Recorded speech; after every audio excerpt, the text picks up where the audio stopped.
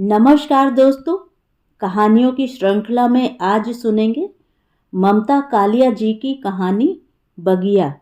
लेकिन उससे पहले मेरा आपसे विनम्र अनुरोध है कि अगर मेरे द्वारा सुनाई हुई कहानियाँ आपको अच्छी लगती हैं और आपने अभी तक मेरे चैनल को सब्सक्राइब नहीं किया है तो सब्सक्राइब ज़रूर करें, लाइक करें और अपने दोस्तों और परिचितों में शेयर भी करें। बेल आइकन दबाना बिल्कुल भी ना भूलें। आज सुनिए बगिया। पहले उसे झींकने की इतनी आदत नहीं थी। अच्छा खासा खुश मिजाज शौहर और बाप था वह। बच्चे ऐन सिर पर शोर करते तब भी वह गुस्सा न करता। बीबी की हर बात को गौर से सुनता। लेकिन जैसे जैसे परेशानियां बढ़ी उसकी खुश मिजाजी घटती गई। कई छोटी मोटी अस्थायी नौकरियों के लगने और छूटने के बाद पिछले 7 साल से कुंदन इस कपड़े के विशाल स्टोर में नौकरी कर रहा था।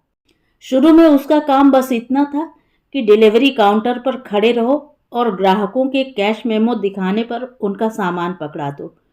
लेकिन बाद में एक दो सेल्समैन के चले जाने से बिक्री में दिक्कत पैदा होने लगी, तो उसके मालिक सेठ हीरालाल ने उसे सेल्समैन की हैसियत से शूटिंग शर्टिंग के काउंटर की जिम्मेदारी दे दी। शुरू शुरू में उसे अच्छा लगा। इस काम में एक रास्ता नहीं थी। हर बार काउंटर पर नया ग्राहक आता, हर ग्राहक की अलग और मौलिक पसंद होती। नए कपड़े का थान खोलने और दिखाने, नापने और काटने की अपनी उत्तेजना थी। विशाल स्टोर में सबसे ज्यादा बिक्री इसी काउंटर पर होने लगी। विशाल स्टोर वास्तव में विशाल था। सेठ हीरालाल की निजी इमारत के निचले हिस्से का पूरा एक भाग इस स्टोर ने ले रखा था। सिर्फ साड़ियों के 6 काउंटर थे, क्योंकि सूती, रेशमी, सिंथेटिक साड़ियां अलग अलग काउंटर पर मिलती थीं। एक हिस्से में सिर्फ पर्दे और कालीन की बिक्री होती। सेठ हीरालाल नाटे मोटे प्रौढ़ आदमी थे, जो हरदम पान चबाते और बैठी आवाज में किसी न किसी कर्मचारी को टोकते रहते। वे दुकान में हमेशा मौजूद रहते। कई बार तो बैठे बैठे उनकी टांग सो जाती और वह उसे मलने लगते। उनका छोटा भाई अपेक्षाकृत कुछ नरम स्वभाव का था। वह भी दुकान का हिसाब किताब देखता, लेकिन अपने बड़े भाई की तरह हर वक्त कर्मचारियों के सिर पर सवार नहीं रहता। सेठ हीरालाल तो हमेशा हिदायत देते रहते और चौकन्नी नजर से हर काउंटर के कार्यकलाप को घूरते रहते। हर समय प्रसन्न दिखने वाले कर्मचारियों को वे शक की निगाह से देखते और उन्हें बेवजह टोक देते। कुंदन बहुत जल्द अपने काम में मुस्तैद हो गया था। उसे यह भी अभिमान था कि वह स्टोर के सबसे व्यस्त काउंटर पर तैनात है। लेकिन उसके साथी कर्मचारी उससे जलने लगे। हालांकि उन सबको समान वेतन मिलता था, फिर भी उनमें मालिक से प्रशंसा पाने की बेवजह प्रतियोगिता बनी रहती। कुंदन के खिलाफ स्टोर में एक माहौल तैयार होता गया। एक सुबह जब वह रोज की तरह खुश खुश अपने काउंटर पर आकर खड़ा हुआ, सेठ हीरालाल ने अपनी जगह पर बैठे गले से कहा, कुंदन, तुम आज से हिसाब मिलाने में मुनीम जी की मदद किया करोगे। इस काउंटर पर अब बद्री काम करेगा। कुंदन हक्का बक्का रह गया। उसे अपने काउंटर से लगाव सा हो गया था। उसने पूछा, क्यों सेठ जी? सेठ हीरालाल भड़क गए। क्यों क्यों ना करो, बस मैंने कह दिया, नहीं करवाना तुमसे इस काउंटर का काम। तुम कपड़ा ज्यादा नापते हो, कम बताते हो। कोई 4 आने मीटर का कपड़ा तो है नहीं जो तुम्हें मनमानी करने दें। तुम तो हमें बेच खाओगे। लेकिन सेठ जी, यह एकदम झूठ है। मैंने आज तक ज्यादा कपड़ा नहीं नापा। आप खुद जांच सकते हैं। मेरी तो आंखों में मीटर लगा है कुंदन लाल। काम करना है तो होश में करो। कुंदन ने देखा, बद्री मुस्कुराता हुआ हिसाब की मेज से अपना झोला उठाकर उसके काउंटर की तरफ बढ़ रहा था। उस शाम पहली बार कुंदन ने घर पर छोटी सी गलती के लिए अपने बच्चे को पीटा। जब पत्नी बेटे को बचाने दौड़ी तो कुंदन उस पर भी बरस पड़ा। यह एक नई बात थी। परिवार हैरान हो गया। उसकी 8 साल की लड़की गुड़िया बोली, लगता है पापा का किसी से झगड़ा हो गया है। कुंदन फिर भी नहीं खुला, बस अंदर अंदर धधकता रहा। मुनीम जी के साथ बैठकर सारे दिन लंबा चौड़ा हिसाब लिखना और मिलाना शुरू में उसे एकदम नागवार लगा, पर यह भी एक चौखटा था जिसमें कुंदन को फिट बैठना ही था। इसके अलावा कोई चारा भी न था। जल्दी ही कुंदन ने लंबे लंबे जोड़ करना, बाकी करना और प्रतिशत निकालना सीख लिया। मुनीम जी ने उसे रोकड़ पुस्तक लिखना सिखाया।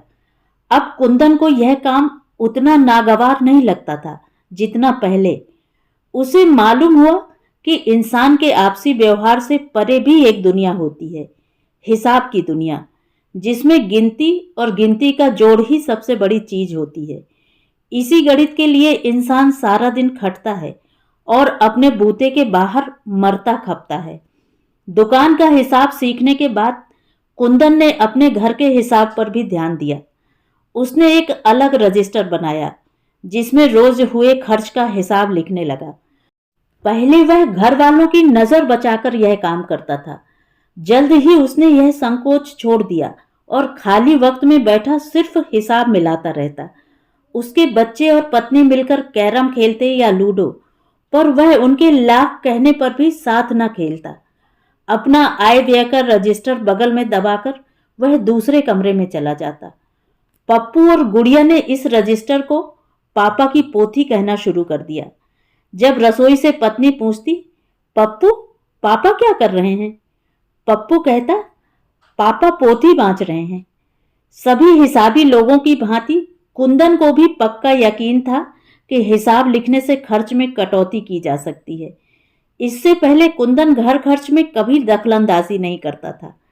अब उसने बात बात पर पत्नी को टोकना शुरू कर दिया। ये रोज रोज अंडे क्यों मंगाए जाते हैं? क्या पराठे का नाश्ता नहीं कर सकते बच्चे? तुमने तेल पर 200 रुपए कैसे खर्च कर डाले? साबुन पर 25 रुपए से ज्यादा खर्च नहीं होना चाहिए। पत्नी परेशान हो गई। वह खुद कभी फिजूल खर्ची नहीं करती थी, फिर भी कुंदन हर वक्त उसे टोकता। यह तो वह जानती थी कि चीजें दिनों दिन महंगी होती जा रही हैं और आमदनी उस रफ्तार से नहीं बढ़ रही, पर यह हर पल का हिसाबीपन उसकी बर्दाश्त से बाहर था।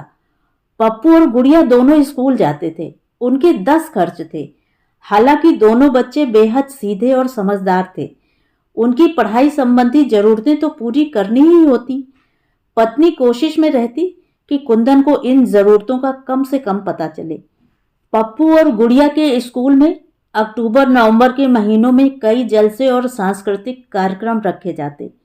दोनों बच्चे पढ़ाई में तेज होने के साथ साथ अन्य कार्यक्रमों में भी भाग लेते। टीचर ने दोनों बच्चों को समूह गान कार्यक्रम के लिए चुना और प्रिंसिपल ने ताकीद की कि जितने बच्चे समूह गान के लिए चुने गए हैं वे सब बाल दिवस पर नए सफेद कपड़ों में स्कूल आए। पप्पू और गुड़िया ने जोश में थिरकते हुए घर पर बताया, मम्मी हमें नई सफेद फ्रॉक चाहिए, मिस ने कहा है, और मुझे नई निकर कमीज। पुराने कपड़े धो देने से काम नहीं चलेगा, मां ने कहा।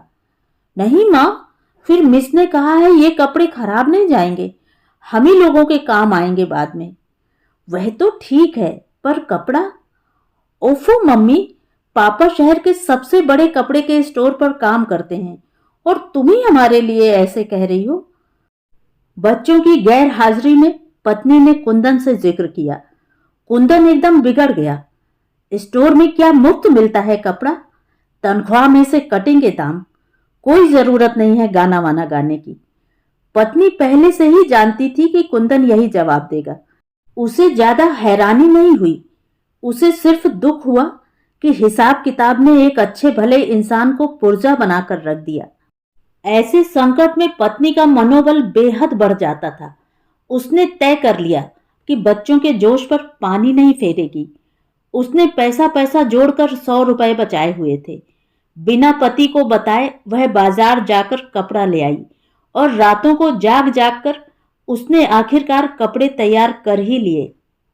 जब वह पप्पू की निकर में बटन लगाकर उठी, उस वक्त घड़ी रात के 2 बजा रही थी। सुबह बड़े मनोयोग से उसने दोनों बच्चों को नए कपड़ों में तैयार किया। बच्चे आज उत्साह से उछल रहे थे। वे अपने पापा के सामने जाकर बोले, देखिए पापा, जो कपड़ा आपने लाकर दिया, मम्मी ने उससे कैसा जादू कर डाला। कुंदन उस वक्त रजिस्टर में हिसाब मिला रहा था। त्योरी चढ़ाकर उसने कहा, कैसा कपड़ा? पत्नी ने हंसते हुए कहा, तुम न लाओगे तो क्या कपड़ा बाजार में भी न मिलेगा? यह सब मेरा काम है, तुम्हारे हिसाब किताब से इसका कोई ताल्लुक नहीं है। कैसे नहीं है? कुंदन बोला, यही पैसा अगर जमा किया जाता तो ये बच्चे आज इतने खुश कैसे होते? देख रहे हो, दोनों बच्चों पर नए कपड़े कैसे खिल रहे हैं, जैसे फूल। कुंदन ने इस बार भरपूर आंख से बच्चों की ओर देखा।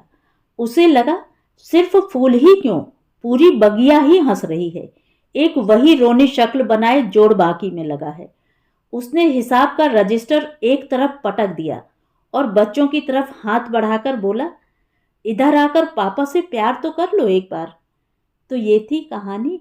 कहानी आपको कैसी लगी? कमेंट करके ज़रूर बताएं।